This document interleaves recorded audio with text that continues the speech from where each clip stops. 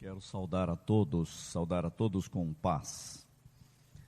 A graça e a paz do maravilhoso Cristo esteja sobre você. Estou plenamente certo de que aquele que começou a boa obra em vós há de completá-la até o dia de Cristo Jesus. Tem algo melhor do que isso? Você ter a certeza de que quem começou vai continuar trabalhando em nós. Eu quero abraçá-lo nesta manhã, no nome de Jesus Cristo, no início de uma nova jornada que teremos nesta academia bíblica, nesta academia de escola dominical. E quero dar boas-vindas a todos que de alguma forma estarão caminhando conosco durante uma série de estudos. Eu estou desafiado a dar um estudo com uma continuidade de longos meses para dar a você um tema geral que chama os fundamentos da fé cristã. Eu gostaria que você abrisse comigo Judas no capítulo 3, e vamos, aliás, Judas no versículo 3, e enquanto estamos achando já, eu quero me colocar já diante de Deus em oração, para que nós estejamos abertos ao Espírito Santo e Ele mesmo ministre. Eu gosto sempre de pensar algo que está na Bíblia. A Bíblia diz que o Espírito Santo dá dons aos seres humanos, e um dos dons é o dom de mestre. O dom é do Espírito. O dom da sabedoria é um dom do Espírito. O dom do discernimento é um dom do Espírito. O dom da ciência é o dom do Espírito. O dom de doutor é um dom do Espírito. Nós temos que deixar que o Espírito Santo nos ensine. O Espírito Santo quer dar à igreja a habilidade. Nós vamos entrar em assuntos muito profundos e preciosos. Nós precisamos muito, aliás, nós precisamos tudo do Espírito Santo. O Espírito Santo é o grande ensinador. Vamos nos abrir diante do Espírito Santo. Ele deu, a Bíblia diz que Jesus foi assunto aos céus, ele deu dons aos homens, ele deu dons à igreja, ele deu dons ao mundo. Nós precisamos dos dons que Cristo deu, que são os dons do Espírito. Vamos abrir o coração e vamos orar. Pai, nós nos colocamos diante do Teu Espírito. Nós nos colocamos diante de Ti com submissão e pedimos que nossos olhos sejam ungidos para ver. A Tua palavra fala da igreja, numa igreja que ela precisava de colírio para ungir os olhos para que pudesse ver. Pai, dá-nos colírio para vermos. Nós queremos ser uma igreja e um povo que olha e vê. Nós precisamos de sabedoria, nós precisamos de Cristo, nós precisamos de compreensão, nós precisamos de entendimento, nós precisamos do Teu Espírito nos ensinando, nós precisamos que os focos sejam escolhidos pelo Teu próprio Espírito para uma ordem na criação desses dias, para uma ordem no mundo adoecido nesses dias. E só o Senhor sabe o significado destes estudos em termos de planeta Terra, em termos de próximas gerações. Nós queremos nos colocar diante de Ti com submissão. A Tua palavra diz que temos que estar submissos a Ti, debaixo da mão poderosa de Deus e com um coração humilde, de aprendiz. Nós queremos estar ouvindo de Ti. O Senhor Jesus disse: aprendei de mim. Pai, nós queremos aprender de Cristo, nós queremos estar na sala de aula de Cristo, nós queremos compreender alguma coisa a mais de Cristo. Por isso nós nos submetemos, nós pedimos sabedoria agora, que não seja a sabedoria humana, mas a sabedoria do Teu Espírito. Como Paulo disse, eu não fui a vocês com sabedoria humana, mas no poder de Deus. Pai, nós queremos um evangelho que seja poder, porque se não é poder, não é evangelho. Nós gostaríamos de pedir sabedoria para nós, portanto, nessa caminhada. Nós te agradecemos, nós te agradecemos, nós te agradecemos e nós te agradecemos em nome de Jesus Cristo, para o louvor da sua glória. E quem crê vai dizer comigo amém. Abra em Judas, há um versículo no livro de Judas que oferece a base de tudo que nós precisamos começar.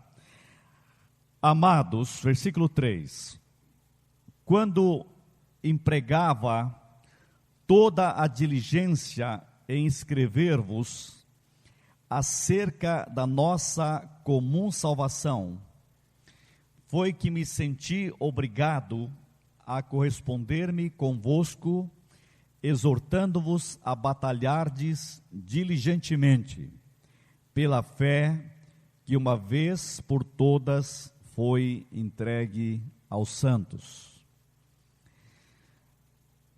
Veja a profundidade deste versículo. Me impressiona que Judas tenha escrito, amados, quando empregava toda diligência. Veja que ele diz que levou muito a sério o escrever acerca da comum salvação. Interessante que esta carta, essa epístola é tão curtinha, né? E ele levou muito a sério escrever uma pequena carta, e ele chama a atenção que ele está fazendo uma correspondência, e ele chama isso de exortando, e exortando a batalhar diligentemente pela fé. Interessante que ele diz diligentemente pela fé que uma vez foi dada. Qual é esta fé dada? Esse é o tema geral do nosso estudo, a fé cristã, a fé que foi entregue aos santos. Por isso esse estudo tem um caráter bem diferente de tudo aquilo que nós já fizemos, porque ele vai trabalhar os grandes temas que a fé cristã tem trabalhado em toda a sua vida. Vocês vão observar nesse estudo que eu vou hoje dar uma introdução, e vocês estão vendo ali, eu quero que alguém rode para mim, eu vou até ficar de costa um pouco para mostrar, para vocês verem que nós vamos trabalhar alguns grandes temas. Por exemplo, qual que seria a tarefa e o método da fé cristã? Por exemplo, fazer uma pergunta hoje seria isto: o que é realmente a fé cristã? Quem é você? Quem sou eu? Qual é a tradição da fé cristã? O que foi estudado nesses últimos 2000 anos? Você imagine o que queremos fazer. Nós queremos dialogar com homens e mulheres que trabalharam ao longo da história e pensaram a fé cristã e fizeram esta fé cristã chegar até nós. Nós temos que honrar toda esta história, temos que dialogar com eles, temos que pensar junto com os pais apostólicos, com os apologistas. Eles lutaram pela fé, eles viveram pela fé. Desde a igreja primitiva, o primeiro, segundo século foi marcado por homens e mulheres de fé. Isto marcou todos os 1000 primeiros anos, depois até a reforma e depois até agora. Por isso que é importante este item. Quem tem autoridade de dizer as coisas? E nós temos que trabalhar um pouco as grandes confissões de fé. O que isto veio trazer para nós e o que foi sustentáculo até o dia de hoje? Qual é a liberdade e a responsabilidade dos cristãos? Isso já é uma perspectiva do que a Bíblia coloca sobre a fé cristã. Roda para mim mais um pouco, eu quero dar uma visão geral. Na parte 2, nós vamos estudar Deus e os seres humanos. Não é apenas olhar para o que Deus tem feito, mas o que Deus tem feito em relação a cada um de nós. E a gente trabalha com perguntas. Você vai observar como podemos encontrar Deus. Como que Deus pode nos encontrar? São alguns temas básicos que a teologia tem estudado ao longo de milênios. Isso dá algo maravilhoso. Em terceiro lugar, aliás, aqui ainda continua mais um agora. Quem é Deus? A gente pensar a doutrina da Trindade. Como pensar isto biblicamente? Como é Deus? Os atributos de Deus. Como é entender o amor de Deus, a justiça de Deus, a onisciência de Deus, a onipresença de Deus, a bondade de Deus, a eternidade de Deus. E em terceiro lugar, aliás, ali continua o que Deus quer conosco. Uma doutrina que muita gente gostaria de estudar. Volta e meia me ligam querendo que eu dê palestra sobre isso em alguns lugares do Brasil. Eu não tem conseguido atender os convites, então agora eu vou dar essa aula para vocês, daí as pessoas podem ouvir em qualquer lugar do Brasil, que é a doutrina da predestinação. Tem uma coisa que vocês não sabem sobre isso. Foi lançado no Brasil o primeiro grande dicionário teológico brasileiro, lançado pela Haste. E foi um trabalho de longos e longos e longos anos. Escolheram professores e teólogos do Brasil, e mesmo brasileiros que estão em outros países, para escreverem mais de 300 verbetes. E eu fui um dos convidados, e tem lá um verbete meu, só um. Resolveram dar um só para mim, porque deram o pior de todos os verbetes, sobre predestinação. Então, o dia que você achar esse dicionário, e a predestinação foi eu que escrevi no dicionário. Então, vocês vão ter em loco agora esse estudo com mais profundidade, mais do que está no dicionário brasileiro de teologia. Então, continuando, a terceira parte, porque são 5 partes: Deus o Criador e a criação. O que Deus está fazendo aqui, né? Porque Deus não faz alguma coisa sobre o mal do mundo. Você gostaria de estudar por que o mundo está sofrendo? Porque, como estudar a doutrina da providência? Por que há tanto sofrimento no mundo? Você poderia trazer todos os espíritas da cidade para ouvir isso, para ver o que a teologia cristã fala sobre esse assunto. Sobre a dor e o sofrimento humano. Sobre o sofrimento das nações. Sobre lares que sofrem. Como entender as grandes perdas que as famílias têm. Qual é a palavra de Deus sobre isso?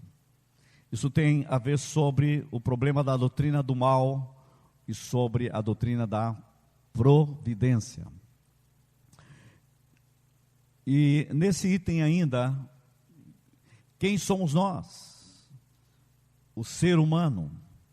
Porque Deus, aliás, porque você não consegue ser você mesmo? Problema do pecado. Continuando, quarta parte, Deus em Cristo e reconciliação. Onde está Deus? A questão da encarnação. Quem é Jesus Cristo para nós hoje? Continuando, estaria Deus contra nós? Como entender a doutrina da expiação de Cristo? Quem está no controle da história humana? Quem está no controle aqui? A questão da doutrina da ressurreição. E continuando, eu quero acompanhar ali para ver se vocês estão vendo mesmo. Quinta parte, Deus, o Espírito Santo e a nova vida. Vocês observaram? Estuda Deus, Cristo, o Espírito Santo, em todos eles, na relação com o ser humano. Aí a questão da doutrina do Espírito Santo, a questão da doutrina da justificação pela fé, e continuando a doutrina da santificação e a doutrina da igreja.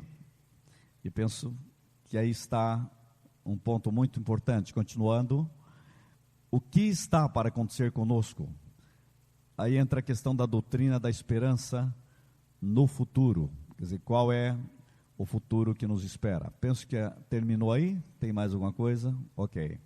Eu dei ali uma visão geral para você ter uma fotografia do que vai ser todo este curso. Não poderia agora, é claro, dar os detalhes, senão eu ficaria só nisso e não daríamos nenhum estudo agora.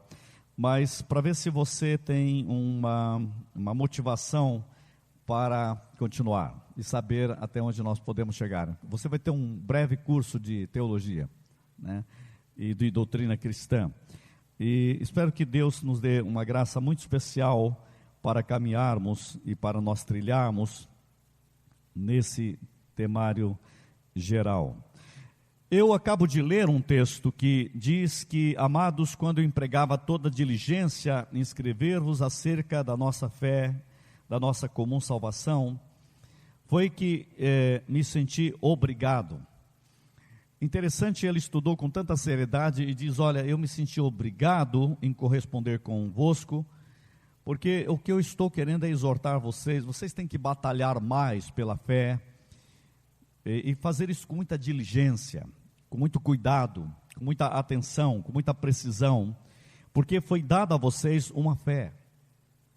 A fé cristã que foi dada a vocês é algo muito precioso. Vocês têm que ter mais diligência, mais seriedade, estudar com mais afinco, estudar com mais determinação. Este é a grande tarefa.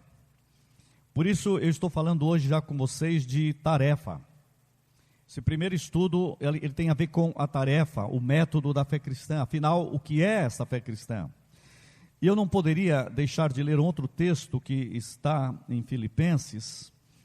Eu quero que você observe esse texto em Filipenses capítulo 1, versículo 21. É um texto que me move quando eu estou tratando de temas da fé cristã, porque Paulo faz aqui, na minha visão, uma das maiores afirmações que precisa ficar gravado em cada molécula do nosso corpo, do nosso ser, em todos os nossos neurônios, porque para mim, portanto, para mim, o viver é Cristo, e o morrer é lucro.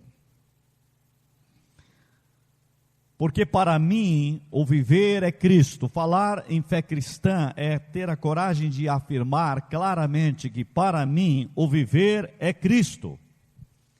E quando o viver é Cristo, o morrer sempre é lucro.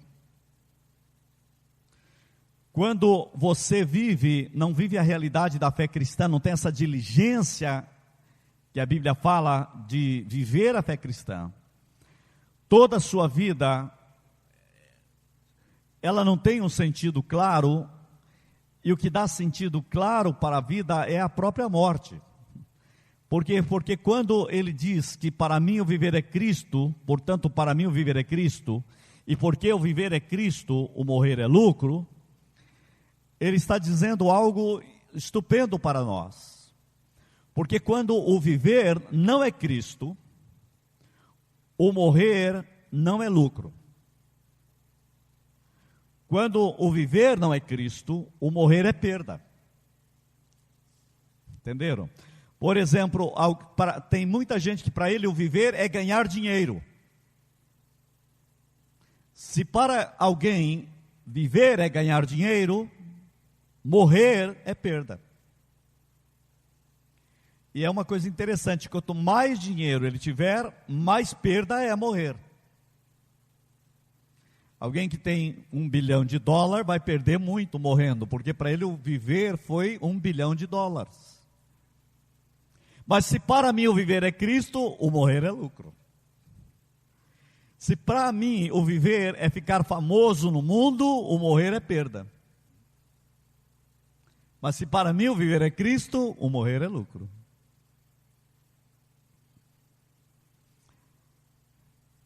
Por isso é muito importante compreender isso. Se para mim o viver é ser altamente intelectual, o morrer é perda. Mas se para mim o viver é Cristo, o morrer é lucro. Você descobre a chave da fé cristã. Por isso nós precisamos lucrar. Mas o lucrar no morrer depende do como viver. E o como viver é eu assumir a fé cristã. Aí quando esse autor dessa epístola diz assim, vocês têm que lutar e batalhar por esta fé cristã, porque quando eu estudei isso, eu cheguei a uma conclusão com diligência, que nós temos que lutar pela fé que foi uma vez dada aos seres humanos. E com isso ele já está dando uma tarefa para nós. A tarefa é compreendermos a fé cristã. Compreender tudo que foi dado a nós. Então nós estamos entrando numa maravilhosa aventura. E vai dar muito lucro. Por que que vai dar lucro? Porque para nós o viver é Cristo. E se para alguém não é, ele vai descobrir algo surpreendente do viver a fé cristã. Quando a gente diz que há um método eu gosto de usar a palavra método, mas aqui eu quero usar mais basicamente, qual que é esse método para entrarmos nesse caminho da fé cristã? A palavra métodos, ela vem da realidade, é um caminho, é algo para chegar. Qual que seria o método da fé cristã? Eu já comecei dizendo, para nós o viver é Cristo. Cristo é a chave do método de toda a compreensão da fé cristã. Esse é um modo bíblico. E é bom nós sabermos disso, porque há muitos outros métodos. Podíamos ter um método filosófico, podíamos ter um método humanístico. Por exemplo, há muita gente hoje que faz uma leitura da fé cristã, ou da Bíblia, ou dos evangelhos, usando um método humanista. Então, o método humanista trabalha só o humano, olha Jesus apenas como o humano, e está muito forte hoje no mundo o humanismo cristão. Esse humanismo cristão faz pregadores estarem pregando alta ajuda nos púlpitos. Eles não pregam mais justificação pela fé, regeneração, novo nascimento, santificação, expiação de Cristo, encarnação de Cristo. Porque eles começaram sem saber usar o método do humanismo cristão. Então, o negócio é mais para dar injeção no povo, e a igreja vira uma espécie de posto de gasolina em que as pessoas recebem uma carga. Mas eles não têm o padrão de Deus para andar em Deus, para viver em Deus, para andar no Espírito, para enfrentar lutas, problemas, dificuldades, e para descobrir o grande segredo de entender com diligência esta fé que foi dada desde o conselho do coração de Deus. Então, é um método. Só que se você não compreende isso, você acaba entrando nesse método humanista cristão, e as pessoas parecem ser cristãs. Daí, de repente, se você for mais fundo, vai descobrir que não passa só de um humanismo cristão, mas não de um cristianismo de transformação pelo Espírito Santo, pela glória de Deus. É mais uma questão de hábitos humanísticos e não de fé que foi implantada por obra do Espírito Santo em nós. Então, eu estou chamando a atenção para estas coisas. Vou dar um outro exemplo. No Novo Testamento, a luta foi muito grande. Não pensa que as coisas pioraram agora. Podem ter piorado pela maximização dos problemas, mas desde a igreja primitiva, no primeiro século, já havia filosofias que estavam usando os seus métodos e tentando influenciar o próprio cristianismo. Isso aconteceu no primeiro século. João, quando escreve, João já está dando bases da fé cristã, rebatendo já filosofias estranhas que estão usando os seus métodos dentro da fé cristã, e a igreja já está sendo corroída por esses métodos. Paulo escreve em Atos que ele disse: olha, eu vou partir, e eu sei que assim que partir, lobos devoradores vão devorar vocês. Eles já estavam esperando, quando a gente se livrar de Paulo, vamos atacar, né? E eram ataques, por exemplo, o gnosticismo, que tem muitas faces, mas ele entra já ali, logo, com um tipo de conhecimento que não é, no caso ali na Bíblia, não é um conhecimento concreto, tanto que João, quando escreve a carta, e diz: nós vimos o verbo da vida, nós tocamos, nós apalpamos, porque está dizendo, ele é real, porque os gnósticos já estavam dizendo que ele tinha um corpo celestial, que ele não era bem de carne, porque a carne é má, o mundo é mau, e havia filosofias dizendo isso, e João tem que dizer: olha, eu apertei, ele era de carne mesmo, né? Por isso que aparece aquele texto que diz que quando o Espírito diz que Jesus não veio em carne, é o Espírito do Anticristo, porque eles já estavam querendo santificar tanto Jesus que ele não podia nem ter carne, nem corpo.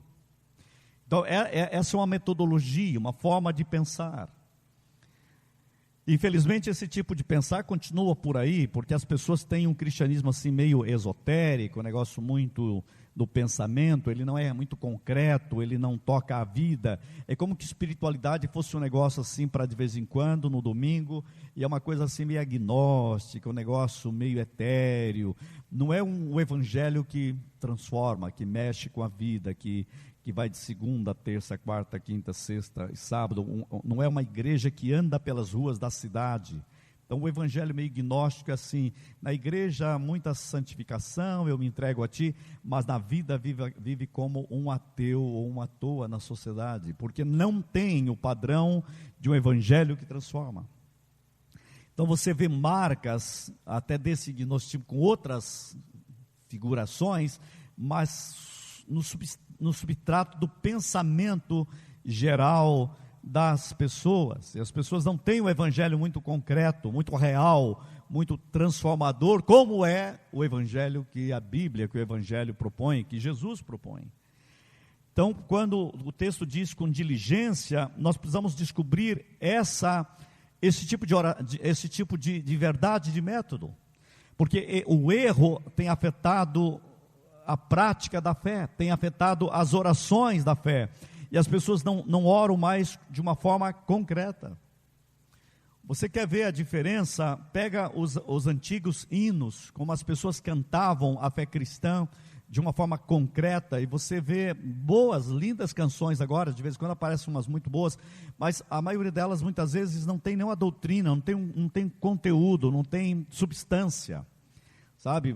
É difícil você ver alguém cantando, por exemplo, mais perto quero estar, meu Deus, de ti, ainda que seja dor que me una a ti, mais perto quero estar, meu Deus, de ti. Senhor, não importa a circunstância, eu escolho Deus. Se pessoa alguém falar, ele já vai falar, ainda que seja dor, ele já cantaria hoje, desde que eu não tenha nenhuma dor que me una a ti, eu estou pronto para ficar contigo, porque qualquer dor está amarrada. Você vê, isso daí já é uma coisa gnóstica, e são métodos demoníacos da época que estão aí. As pessoas não são capazes de cantar a fé como se cantava. Isso é algo para se pensar. Então nós precisamos recuperar biblicamente qual é o curso, o método, a tarefa da fé cristã. Quer ver outra realidade? Existe uma forma do Antigo Testamento de pensar, existe uma forma grega de pensar, uma forma hebraica e uma forma grega. Por exemplo, quando a gente vai trabalhar a questão do conhecer, para a mentalidade hebraica, conhecer é prático. O conhecer é relacionamento. Então, conhecer a Deus para a fé hebraica é relacionamento. E quando muitas filosofias do mundo grego, conhecer é uma coisa assim do pensamento, é uma coisa gnóstica de novo. Quer dizer, então as pessoas falam assim: você conhece a Deus? Ele está pensando uma coisa, mas para a fé bíblica, conhecer é envolvimento, conhecer é engajamento, conhecer é relacionamento, conhecer é caminhar junto. Essa é a ideia que vem do Antigo Testamento para os evangelhos. Mas a gente acaba ficando mais teórico do que prático. Então a forma de pensar, a forma de viver, a forma da concretude da fé cristã tem que ser colocado de uma forma real. Por isso que Paulo, quando vai falar em Coríntios 13, que o amor é real, o amor é concreto, e sem amor nenhum conhecimento de Deus, e nenhuma fé cristã é nada. Paulo diz que se a fé ela não tem concretude de amor, de realidade, não passa de um sino que tine, quer dizer, um barulho. Você faz um barulho, isso é fé. O barulho, só barulho, que é um som de sino, é uma fé sem realidade, sem concretude, sem amor. Então, o que é a fé cristã? Eu diria que no livro que, vou voltar lá na epístola de Judas, esse livro tão pequenininho, lá no final, ele não poderia faltar na Bíblia esse texto. Ele vai bem claramente dizer que nós somos exortados a batalhar com diligência pela fé, que uma vez por todas foi entregue a nós. Vamos receber esta palavra. Vamos receber com mais diligência. A Bíblia diz que a vida cristã é como a luz que vai brilhando mais e mais até ser dia perfeito. Vamos deixar que esta luz brilhe em nós. A luz da aurora vai brilhando mais e mais. Irmãos, fé cristã é deixar que este brilho da presença, da glória, da plenitude de Deus cresça em nós. Nesse estudo, que é uma introdução geral, eu perguntaria a você, num primeiro lugar, quem que é você? Quem que sou eu? E o que é a fé cristã? 3 perguntas para você pensar. Você que está entrando nesse estudo para buscar a vontade de Deus, eu perguntaria quem somos? Como podemos viver juntos a fé cristã de uma forma mais genuína? Como nós podemos fazer da vida uma vida significativa e a nossa morte também ser lucro? Viver a fé cristã é trazer lucro para a nossa morte, porque para mim o viver é Cristo, é viver a fé cristã, e o morrer, portanto, torna-se lucro. Qual que é a verdadeira finalidade da vida humana? O que é ser realmente humano? Por que estamos na história? Qual o significado, qual o sentido de ter vindo aqui? Qual o significado da criação? Qual o plano de alguém que criou tudo isto? Por isso, a fé cristã não está apenas interessado em estudar sobre Deus, mas sobre um Deus que se revela na história, que se revela na vida, um Deus que marca a sua existência, eu e você. Por isso, quando a gente fala o estudar teologia, é muito sério, porque, por definição, a gente diria estudar teologia é estudar sobre Deus, mas eu diria que não é só isso. Estudar teologia é estudar sobre nós mesmos dentro do plano do Criador. Estudar sobre o mundo em que vivemos e saber por que vivemos nele. Por isso, eu diria, melhor dizer, os fundamentos da fé cristã têm a ver com Deus, com você, com o mundo em que você vive. E essa é a grande tarefa. Quem é você, afinal? Você diz, eu sou um cristão? Ou quem sabe alguém que me ouve diz, eu não sou ainda um cristão. Mas você não é apenas um cristão, você é um homem, uma mulher. Então, mais do que uma questão de gênero, de ser homem ou ser mulher, isso afeta a forma de você pensar sobre a fé cristã. Mas você também é um ser carregado de necessidades. Você tem necessidades espirituais, religiosas, você tem necessidades físicas, desejos, instintos. Você é alguém criado por Deus para estar na história. Quem sou eu, afinal? Você está numa igreja, ou não está numa igreja, mas você precisa de compreender quem você é na história humana e no planeta Terra. Você não é apenas membro, muitas vezes, de uma comunidade religiosa, mas você também é membro de uma família, ou se não é de nenhuma religião, ou de nenhuma comunidade religiosa, é membro de uma família. Nessa família, alguns que estão me ouvindo são maridos, outros são esposas, outros são mães, pais, filhos, filhas, irmãos. Você, no meio da vida que você está vivendo como família, muitos têm tido sucessos, outros têm tido fracassos, alguns têm sido mais felizes, outros menos felizes, outros têm vivido uma vida miserável nos relacionamentos familiares, nas atividades eclesiásticas, estão indo bem, outros estão indo mal. Quem somos nós, afinal? Somos seres que queremos ser cristãos. Não somos apenas de uma família, nós também temos uma raça, outros são de outras raças, alguns são de uma classe econômica, outros de outra classe econômica. Alguns estão envolvidos com a comunidade da fé, outros não estão com nenhum envolvimento com a comunidade da fé.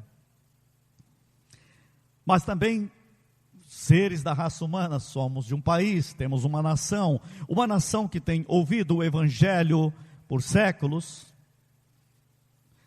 um Evangelho que tem sido deformado, numa época por idolatria, noutra época por um gnosticismo filosófico, outra época por manipuladores econômicos, mas também em outra época por uma teologia séria, por pensadores sérios, por cristãos sérios, por uma palavra séria, por igrejas também sérias. Uma igreja um cristianismo, uma nação invadida por centenas de igrejas que nascem todo ano e outras que fecham todo ano. Bem, somos esse ser que estamos aí. O que é ser cristão no meio deste mundo? O que é ser cristão no meio de tudo isso que eu acabei de dizer? Quem é você e onde você está?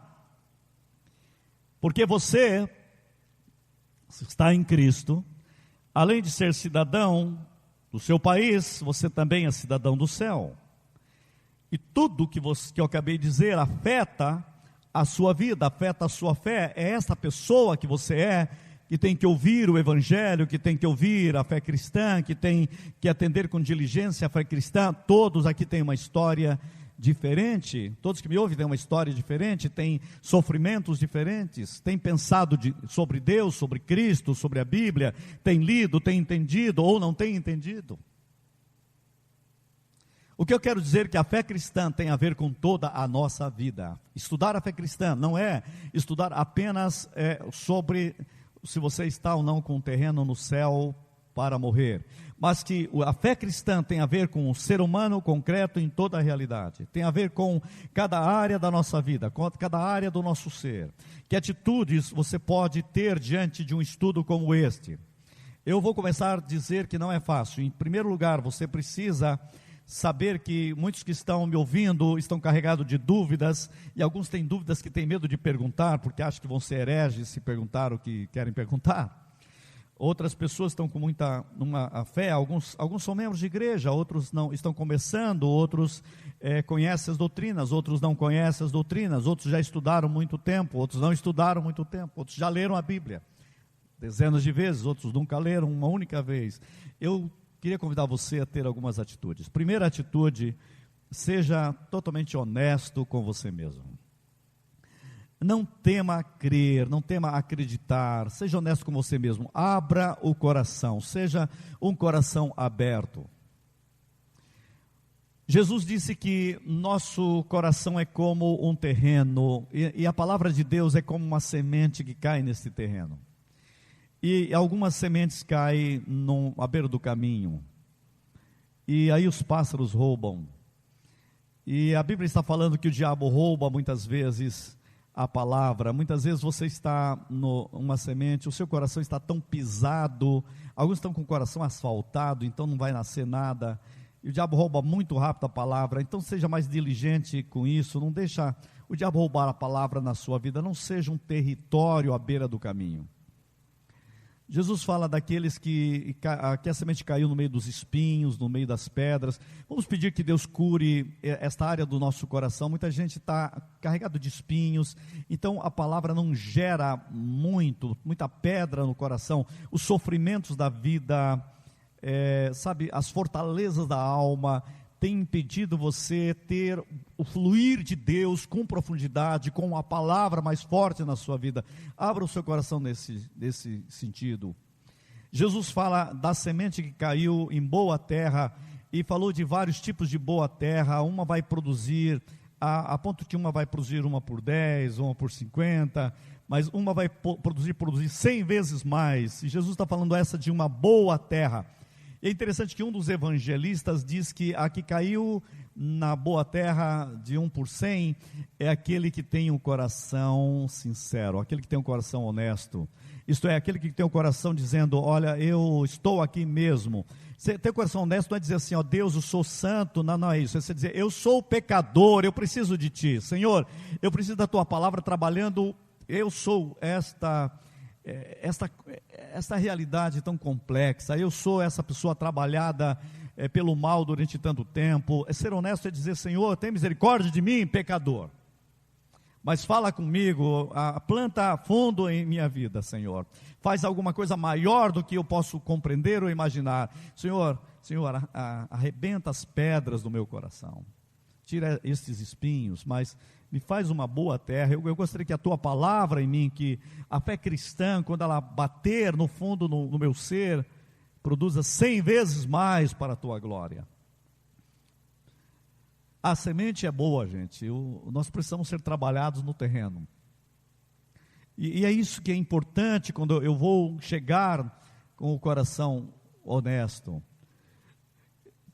Deixe-me dizer mais sobre o coração honesto. O Watchman conta de uma jovem muito bela, muito famosa, a mulher do mais alto glamour social da Inglaterra. E numa festa, num palácio, ela estava sendo honrada e estava no máximo, no auge da fama. E ela entrou no lugar que estava reservado ali na mesa e ficou ali pensando e disse: eu sou infeliz, eu sou a pessoa mais infeliz do mundo, tudo isso é ao redor de mim, mas eu estou profundamente infeliz. Eu não tenho nenhuma paz, nenhuma alegria, eu não tenho o que eu preciso. E ela disse assim: eu sei que eu falar com os cristãos, eles vão dizer que eu preciso me arrepender, entregar minha vida a Deus. E ela disse assim: sabe Deus, eu não quero nada disso, eu não quero o Senhor, eu não quero Cristo, eu não quero a tua paz, eu não quero a sua transformação. Para falar a verdade, eu quero ficar famosa e ter este mundo aos meus pés mesmo. Eu não quero o Senhor, mas não faça o que eu quero, Senhor, faz o que tu queres e muda o que o Senhor tem que mudar na minha vida. E quando ela se levantou, era uma nova criatura. Isso é coração honesto. Deu para entender? É ser sincero. Não é você dizer assim: ó Deus, eu quero Deus mesmo. Vem que você fala: Deus, para falar a verdade, eu não quero é nada, mas faz do teu jeito. Ser honesto é abrir o coração, é praticar a verdade. Então, ser honesto é abrir o coração. Tem muita gente dizendo: eu sou, e Deus está olhando. Você é nada, porque você não fala de uma vez. Eu me lembro uma jovem que uma vez disse para mim assim: eu quero que Deus mude a minha vida, Ele não muda. Eu tenho orado, Ele não faz nada, e etc e tal. Ele disse: sabe por que você não é honesta com Deus? Diga para Deus: Deus, eu não quero é nada, eu não quero que o Senhor mude coisa nenhuma, eu quero continuar assim mesmo. Mas faz do teu jeito, não faz do meu jeito. Ela fez isso, Deus mudou na hora.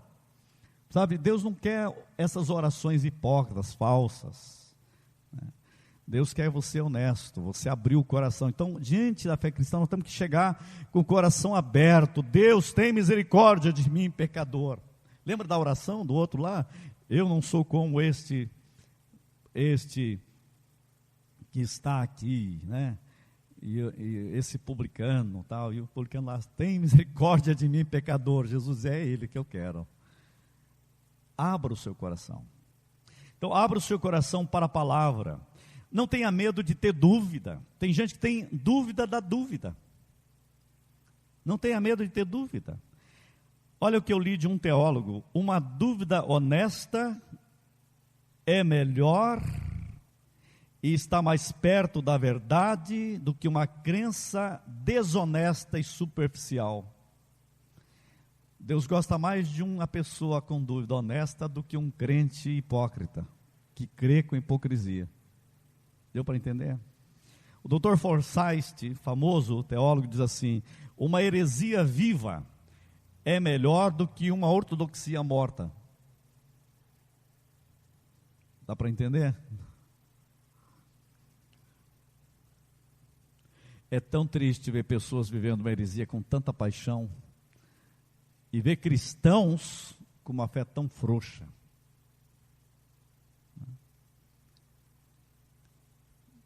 Converte um desses heréticos para a glória de Deus e você vai ver que tipo de cristão vai dar. Irmãos, eu quero dizer uma coisa: nós precisamos de paixão no reino de Deus. Em segundo lugar, reconheça suas próprias limitações. Gente, o orgulho faz muito mal. Isaías 55, Deus fala dos seus pensamentos. Capítulo 55 de Isaías, versículo 8, diz assim: então romperá a tua luz como a alva, e a tua cura brotará sem detença.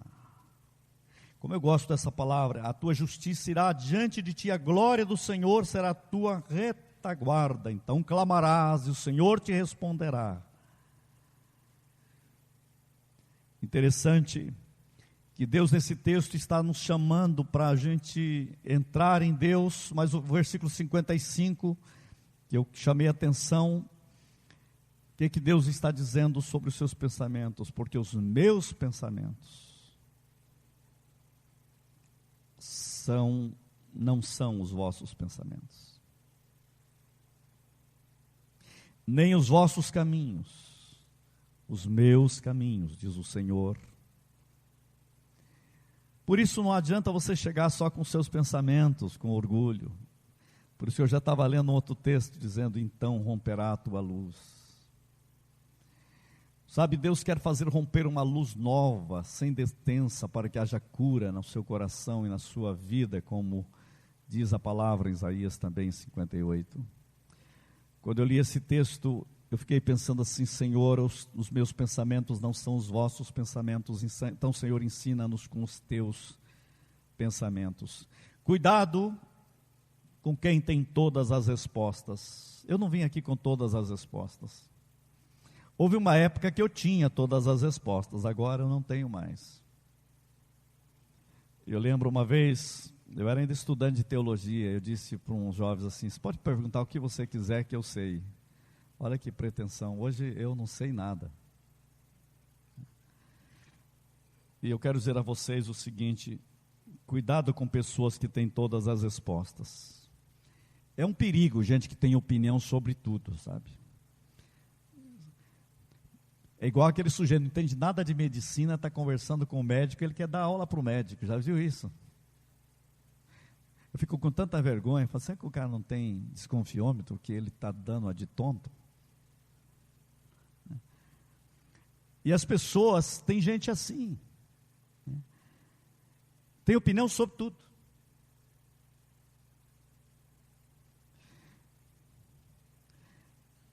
É mediocridade em andamento, né?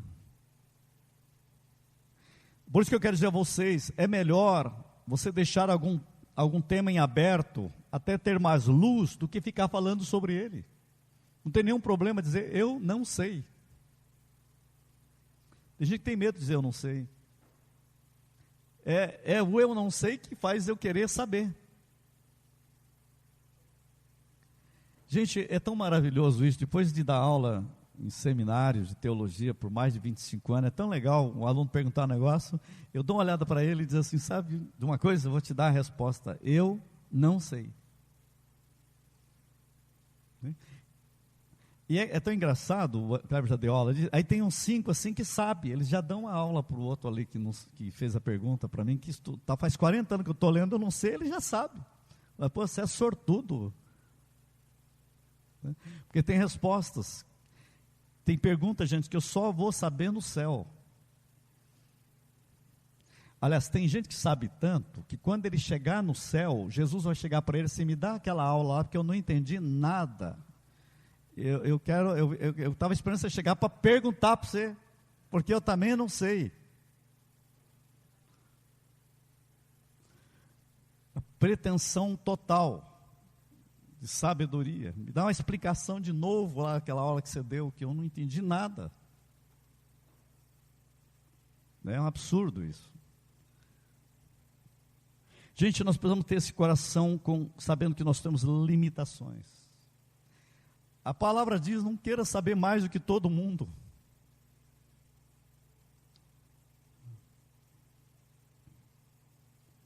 Uma vez um jornalista de Londrina fez um debate tremendo sobre fé, sobre teologia e tal. Então é de bom. Aí o reverendo Antônio Godoy Sobrinho fez uma carta assim, mas desmontando o sujeito, mas desmontou até o fim, e depois escreveu em latim embaixo uma frase que a tradução seria o seguinte para o sujeito: não suba o sapateiro acima do seu sapato.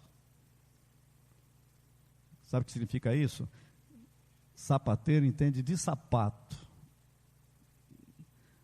Então não se meta naquilo que você não sabe. Faz esse recado para o jornalista. Mas é engraçado que quando fala de fé cristã, tem gente que sabe tudo, né? A gente tem que ter um respeito muito grande. Respeito a nós mesmos, respeito às pessoas. Quando eu estudei em Genebra, tinha um homem da Tanzânia. Para você ter uma ideia, ele fez um estudo, o doutorado dele foi sobre o rei Davi, sobre Davi na Bíblia. Ele me deu a tese dele de doutorado de presente. Ele usou 700 livros, em todas as línguas, para fazer o estudo, o doutorado dele. E eu estava perguntando para ele como que ele fez para aprender grego e hebraico. Ele diz: olha, para aprender grego eu fui morar em Chipre, fiquei lá 7 anos morando e aprendeu grego. Para aprender hebraico eu fui morar em Jerusalém. E eu fazia algumas perguntas para ele, ele falava: não sei ainda. É impressionante. Alguém me disse dele o seguinte, falou: este homem é o maior conhecedor de Bíblia do mundo, talvez de todos os tempos. Um negro. Aquele homem acordava às 5 da manhã para ir para a capela orar. Na Suíça, podia estar 1,5 metro de neve. Eu nunca encontrei alguém que amasse tanto a Cristo como aquele homem. Parece que vazava meio pelos poros.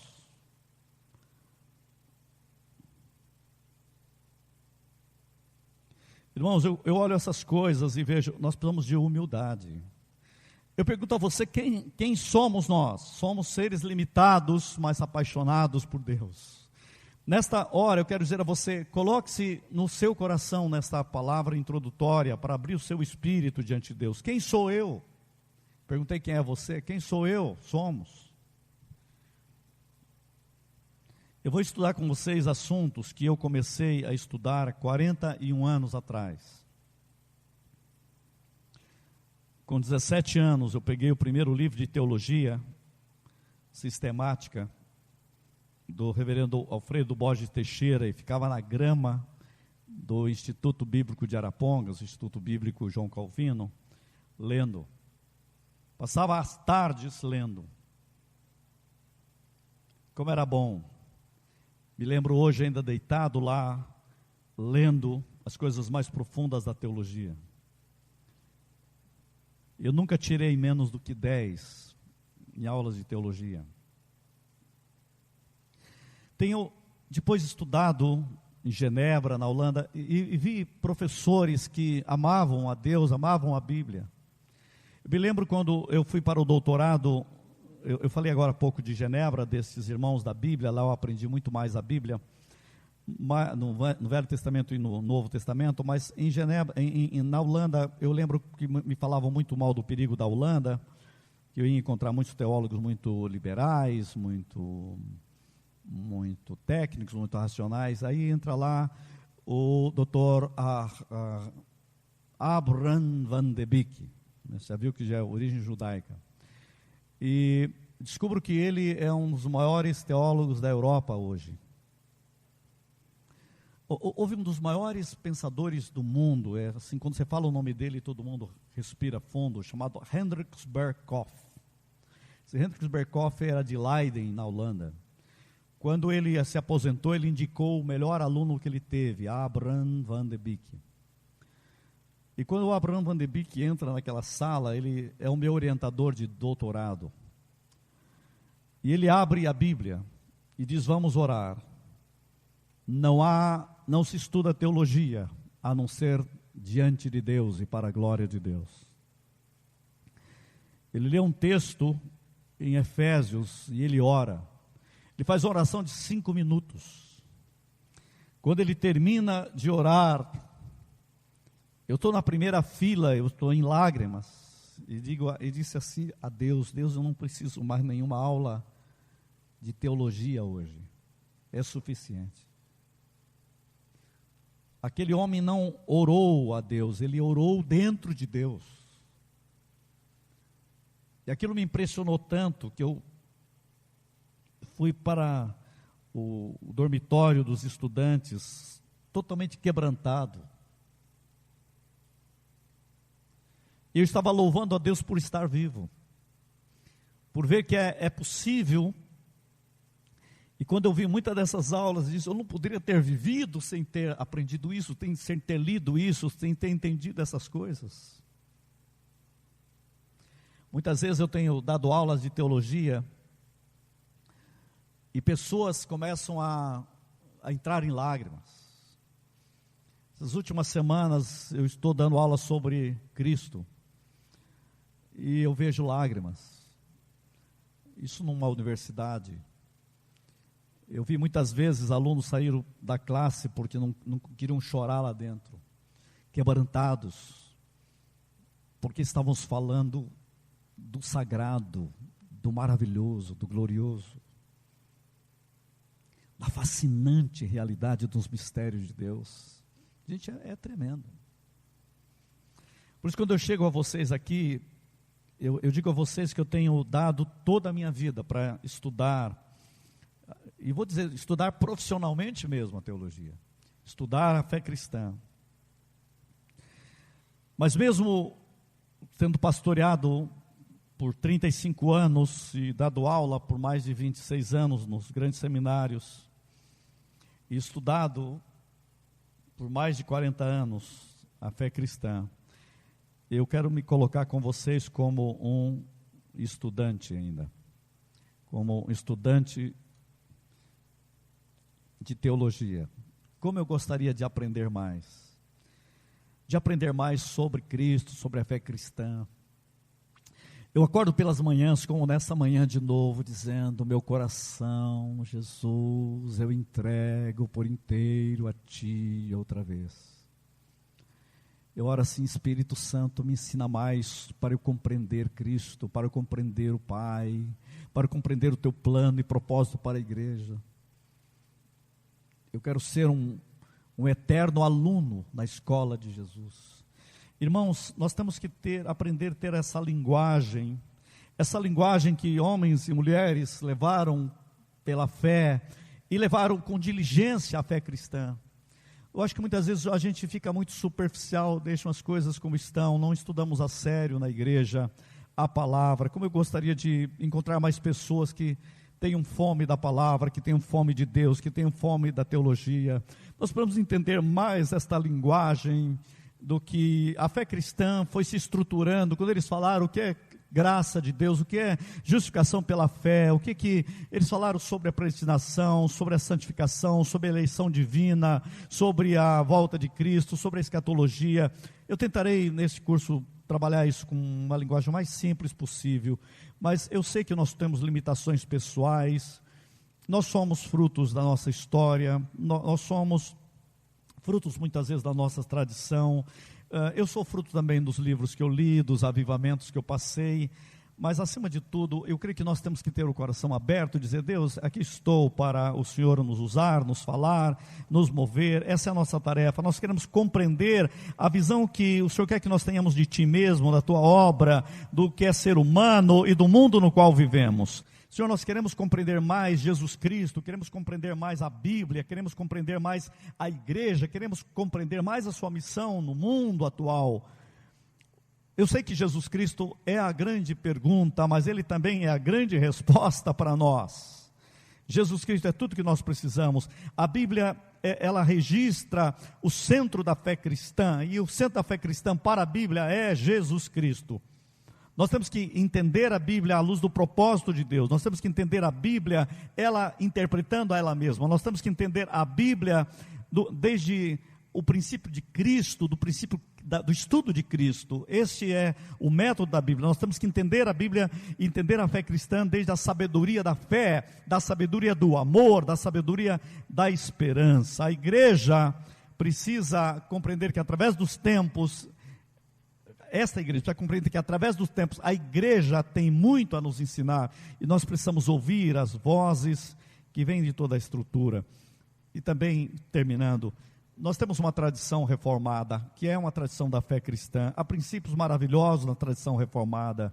Há um jeito de ser reformado, há um jeito de ser, gente. Quando a igreja não tem esses fundamentos, é terrível. Eu não consigo entender um crente que é formado numa igreja como esta, e aí ele vai para uma igreja daquele tipo 1,99, e ele acha que está tudo bem. Ele não sabe nada o que é fé cristã, ele não sabe nada o que é os princípios da reforma, sabe? E ele é enganado, e as pessoas lá ensinam manipulação, há espíritos de anticristo em muitas igrejas, e ele não consegue discernir isso. Alguém não ensinou para ele direito as coisas, o que significa ser salvo pela graça, por exemplo, né? E ele não sabe nada do jeito de ser. Como pode isso? E eu digo, ele pode ter passado por ali, mas nada passou por ele, porque não é possível. Não é possível. Ou é um espírito de engano que dominou o cara, porque não é possível. Não é possível.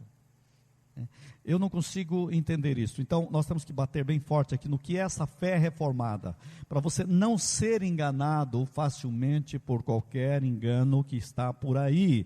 Nós somos filhos de uma tradição maravilhosa que tem Cristo como o centro de tudo.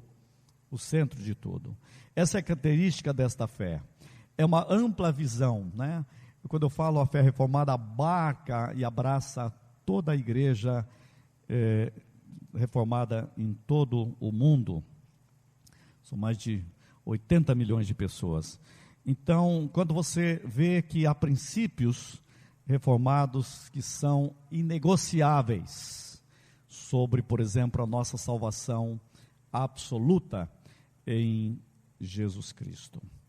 Bem, eu queria dar essa introdução geral para vocês, e o meu desafio nesta manhã é convidá-lo a uma das maiores aventuras que você vai ter na sua vida, fazer parte comigo de entrar no mundo maravilhoso dos fundamentos da fé cristã. Não haverá na sua vida algo mais tremendo do que isso. E eu espero que você esteja entendendo isso e nós sejamos abertos ao Espírito Santo. A Ele honra e a Ele glória. Bem-vindos ao estudo, ao curso Fundamentos da Fé Cristã.